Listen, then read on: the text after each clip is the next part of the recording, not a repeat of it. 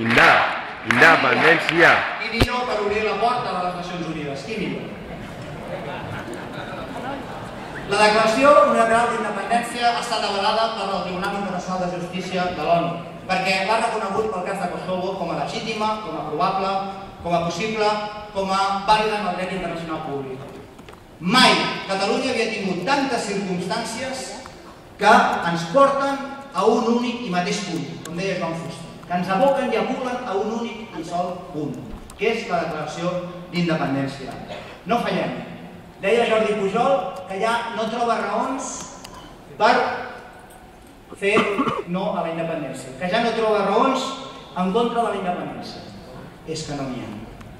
Per molt que busqui, no en trobarà, perquè no n'hi ha.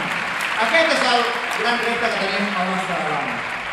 Catalans i catalanes, no dubteu que ha tornat el Dream Team, que som tots nosaltres. Aquestes 2.000 persones que avui omplim aquesta sala són el Dream Team de Catalunya, que s'ha posat a caminar per la llibertat del nostre poble.